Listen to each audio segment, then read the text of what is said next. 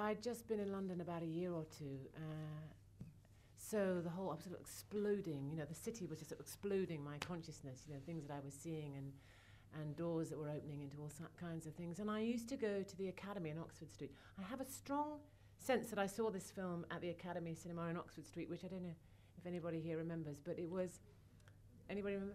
I don't think it exists anymore, but it was, I think I used to see almost everything there. I was very sort of anti-Hollywood then and would never have been, going to see American movies.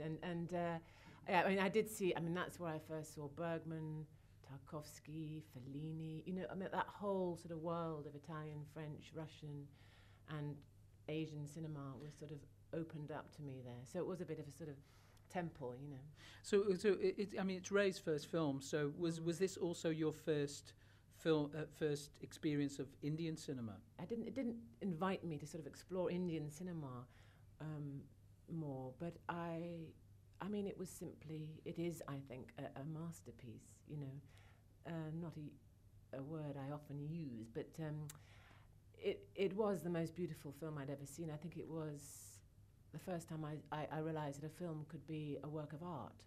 Yeah. In itself. And in fact, every frame of the film is a thing of beauty. I don't know how many of you have seen it before, but it is exquisite. And I saw it at the weekend, having chosen it for this event, and I hadn't seen it for 30 years. And I was very, very apprehensive and thought, God, maybe I won't have any, But in fact, it's mind-blowingly beautiful film, I think. And then... at that point in time, I guess, most people encountering that film would know very little about the ideas behind the film, the source, the book, perhaps, that inspired the film. Were you conscious of the way in which Ray had put the film together? So, for instance, except for some of the main actors in the film, most of the actors were actually not actors. They were locals. They're West Bengalis. Yes. Were you aware of that when you saw the film? I don't remember whether I was aware of it. It becomes almost clear. You can almost tell who's an actor. They're all very, very good, but you can almost tell who's an actor and who's not. And when he's made editorial choices to sort of carve a performance out of that boy, who's obviously not a child actor. He's Apu, the central character. But no, that's right. I think I came to it with absolutely no conception or preconception. I hadn't read about it. I was probably quite intimidated by the idea of seeing an Indian director's film.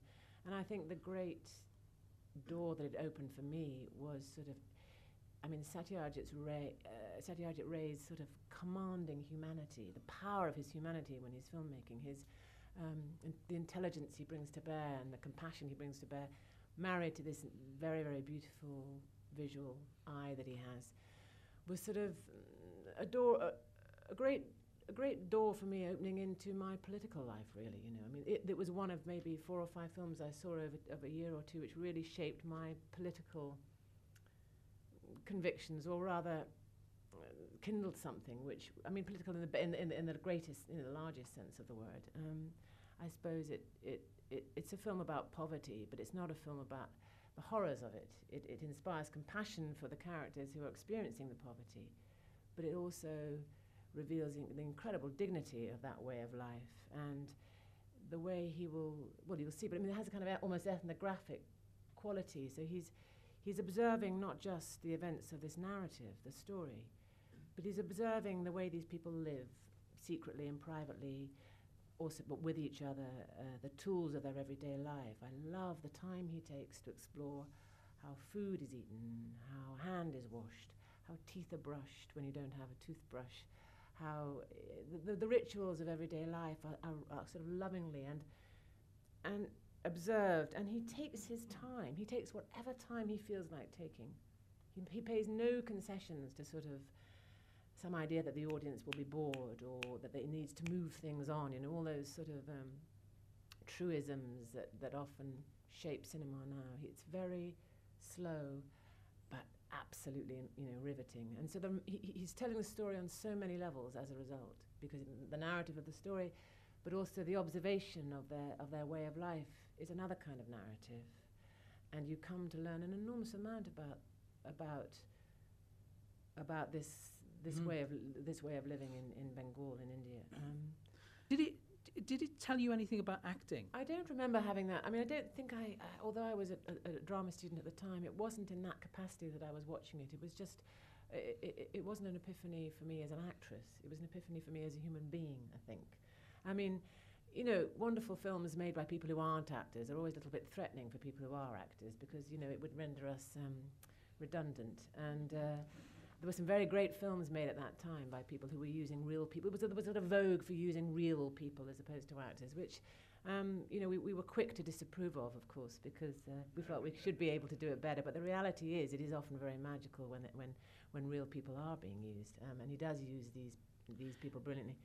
I mean, I think my main sense, I was probably 18 or 19 years old when I saw this film.